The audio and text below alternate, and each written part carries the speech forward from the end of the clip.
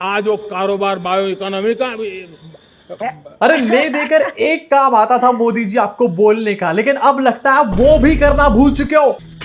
In fact ये क्या क्या देखना पड़ रहा है यहाँ पर, मोदी जी बार बार नीचे देखकर बोल रहे हैं। फर्रों में अपना भाषण लिख कर लेकर आए हो क्या? एंड जिस तरीके से बार बार मोदी जी नीचे देख रहे हैं, मुझे तो लग रहा है शिक्षा के बजट के बाद अब यहाँ पर टेलीप्रॉम्प्टर का भी बजट खत्म हो चुका है। अगला प्रोटेस्ट टेलीप्रॉम्प्टर के लिए करना दिपके। अब मोदी जी ने 15 अगस्त को लाल किले से भाषण दिया ना, अगर आपको लगता है सिर्फ यही गुल खिलाए हैं तो अभी ये अब्बा डब्बा जब्बा की सिर्फ शुरुआत है, क्योंकि जो रायता मोदी जी ने फैलाया है गोदी media and IT cell combined way में भी उसको समेट नहीं पाएगा। यहाँ पे मेरे देश के नौजवान आपने क्या कमाल कर दिया है। देखिए, नीतियां जब सही होती है, लक्ष्य जब साफ होता है, तो मेरे देश के नौजवान कैसा करके थे। बायो इकोनॉमी में देश की युवा शक्ति ने सामर्थ्य दिखाया। अब पहली चीज तो अश्विनी वैष्णव ने ये वाला मुंह क्यों बना रखा है, किसी को समझ नहीं आया। एंड दूसरी, एक जेनजी प्रोटेस्ट क्या हुआ 5 सेकंड के अंदर मेरे देश के नौजवान यहां पर आपको याद आ रहे हैं मोदी जी। बट देश के नौजवान आपसे सिर्फ एक ही बात कहना चाहते हैं, Modi it's done bro. In fact ये जो भाषण मोदी जी देने आए, इसमें असली कांड जो मोदी जी ने यहां पर या फिर उनकी टीम ने करा है वो भी आगे चल के आपको दिखाऊंगा, लेकिन उससे पहले जरा अब्बा डब्बा जब्बा तो सुन। हेलो दोस्तों, आज हमारे साथ आप MRS फैक्ट से जुड़े हुए हैं और हम बात करने वाले हैं अब की बार 15 अगस्त 2026 स्वतंत्रता दिवस पर। हम आज देखेंगे मोदी जी ने जो भाषण दिया है दिल्ली के लाल किले पर खड़े होकर, उसमें जो देश को संबोधित किया है मोदी जी ने, उन्हीं के बारे में उनका फैक्ट्स जानेंगे। तो आज हमारे साथ आप लोग बने रहिए भी इस वीडियो में। तो हम लोग देखते हैं कि मोदी जी ने आज देश को किस किस मुद्दों पर संबोधित किया है।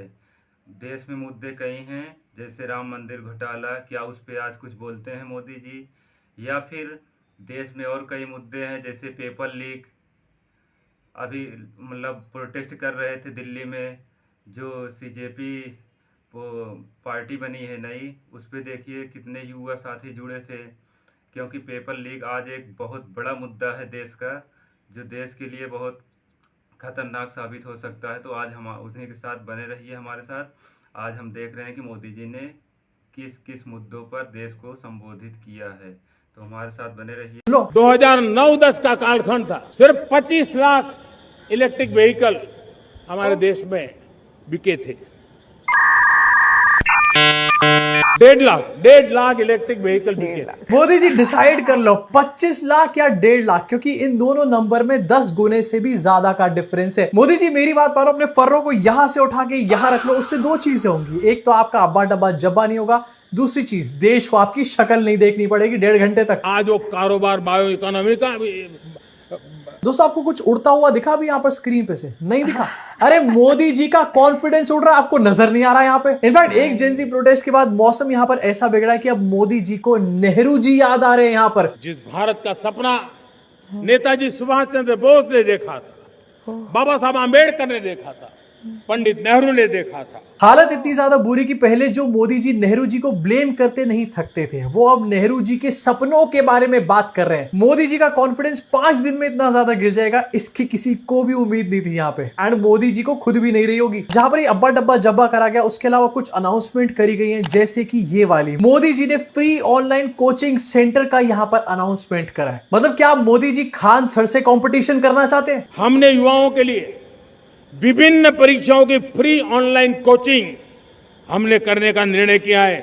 डिजिटल पब्लिक इंफ्रास्ट्रक्चर है। अरे फ्री ऑनलाइन कोचिंग सेंटर वाले चाचा, उसको YouTube कहते हैं। पिछले कई सालों से यहाँ पर चल रहा है। खान सर, अभिनय सर, पता नहीं कितने सारे टीचर्स हैं जो फ्री ऑनलाइन कोचिंग यहाँ पर देते हैं। एंड इन्हीं फ्री कोचिंग सेंटर वाले लोगों को आपकी अंजना दीदी क्या कहती है, मोदी जी याद है ना आपको? बट जरा एक बार सोचो कि आजादी के 80 साल बाद भी एजुकेशन सिस्टम की हालत कितनी ज्यादा बुरी होगी हमारी कंट्री में कि हमारे देश के प्रधानमंत्री को ऑनलाइन कोचिंग क्लासेस यहां पर अनाउंस करनी पड़ रही हैं। लाल किले से मैं देश के नौजवानों के लिए घोषणा करना चाहता हूं। हमने तय किया है कि आने वाले 1 वर्ष में 1 करोड़ युवाओं को AI स्किल के लिए ट्रेनिंग देने का हम काम करेंगे।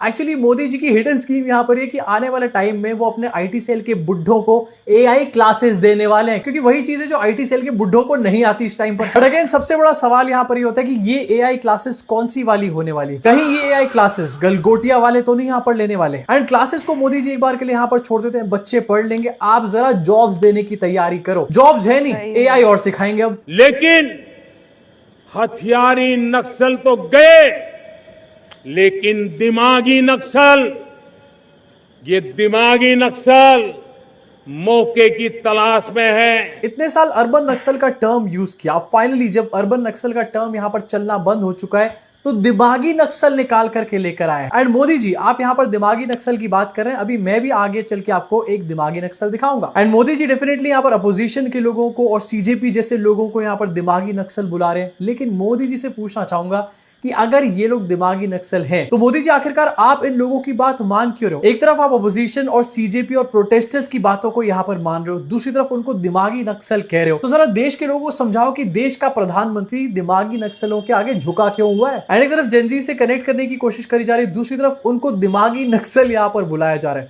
Modi it's done bro. आज वो कारोबार बायो इकोनॉमी का वैसे एक दिमागी नक्सल से मोदी जी मैं भी आपको मिलाना चाहता हूं, एंड वो है आपका अपना स्टाइलिस्ट। तरह मोदी जी की फोटो फिर से देखो अपनी स्क्रीन के ऊपर। मोदी जी ने अपनी जैकेट के अंदर जो रुमाल लगा रखे हैं उससे उन्होंने तिरंगा बनाने की कोशिश करी है। लेकिन क्या ये कहीं से भी इंडिया का फ्लैग आपको लग रहा है? पहले ग्रीन फिर व्हाइट उसके बाद यहाँ पर सैफरन। ऐसे दिमागी नक्सल कि इंडिया के फ्लैग को यहाँ पर टेढ़ा करके रख दिया। इनफैक्ट लोग ये पूछ रहे हैं कि इंडिया के इंडिपेंडेंस डे में गए थे या फिर आयरलैंड के इंडिपेंडेंस डे में गए थे। अब मोदी जी ने जितनी बातें यहाँ पर करी वो बातें कितनी ज्यादा इंपैक्टफुल थी ये आपको नितिन गडकरी के रिएक्शन से पता चलेगा। गडकरी जी सो रहे हैं यहाँ पे। सोच की सीमाएं होती हैं।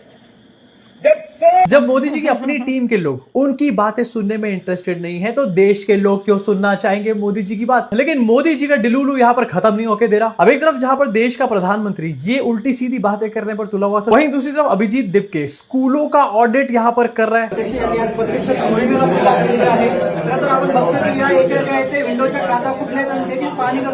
अभिजीत दिपके ने अपने गांव के स्कूल का ऑडिट यहाँ पर करा। एंड ये बंदा अभी कोई सरकार के अंदर नहीं बैठा हुआ, उसके बावजूद यहाँ पर सरकार के लोगों के काम कर रहा है। एंड एक्चुअली में ये बंदा वो काम कर रहा है जो मोदी जी को खुद यहाँ पर करना चाहिए, लेकिन मोदी जी के बस की नहीं हो रही।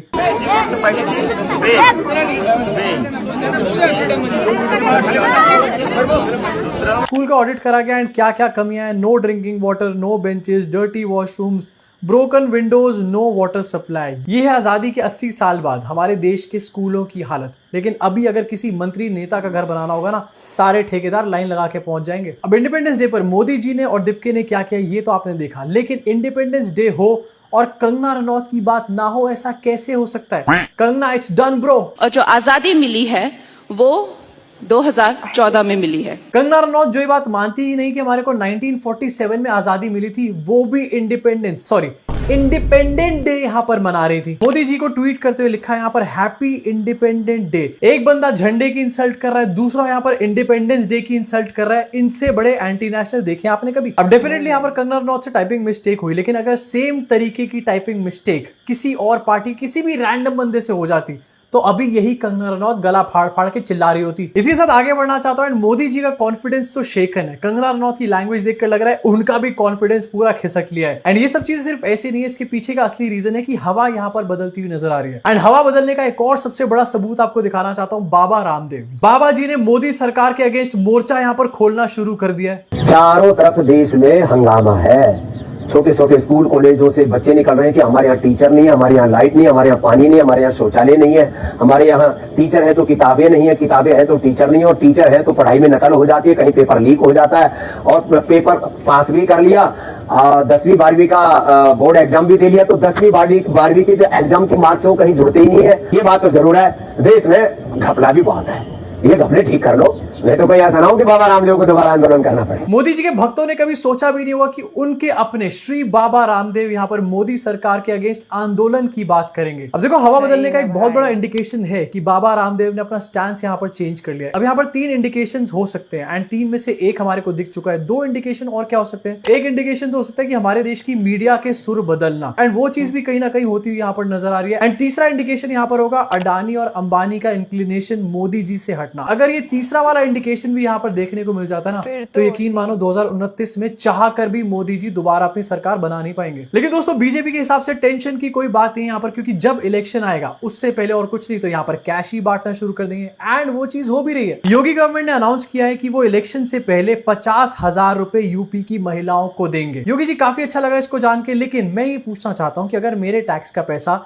यूपी में किसी रैंडम महिला को मिलना ही है तो मैं ये पैसे डायरेक्ट क्यों नहीं दे सकता हूं? मुझे आखिरकार योगी या फिर मोदी सरकार की जरूरत ही क्या है? इनफैक्ट काफी इंटरेस्टिंग ये अपने आप में नंबर है। यूपी के अंदर 7.8 करोड़ महिलाएं हैं। अगर इसको 50,000 से मल्टीप्लाई करो तो 3,90,000 करोड़ रुपीस के आसपास के आंकड़ा आता है। लेकिन यूपी की सरकार ने जो बजट अलॉट करा हुआ है महिलाओं को और बच्चों के विकास के लिए, वो एक्चुअली में 18,620 करोड़ से ऊपर नहीं है। तो ये पैसा आखिरकार कहां से आने वाला है? ज्यादा सवाल मत पूछना, नहीं तो तुम्हारे ऊपर एनएसए लगा दिया जाएगा। इसके साथ दोस्तों इस वीडियो को यही खत्म करना चाहता हूं। आपका क्या सोचना है इन सब चीजों के ऊपर? खासतौर से मोदी जी की जो फर्रे वाली स्पीच थी, इसके ऊपर आपका क्या सोचना है? नीचे कॉमेंट सेक्शन में अपनी भड़ास जरूर निकालना। सब्सक्राइब का बटन दबा के बेल आइकन जरूर दबाना। किस चीज की वेट कर रहे हो? अब तो मोदी जी का कॉन्फिडेंस भी हिल चुका है, अब तो सब्सक्राइब कर दो। हाँ तो दोस्तों, आप लोगों ने MRS फैक्ट पर आज का वीडियो देख लिया होगा।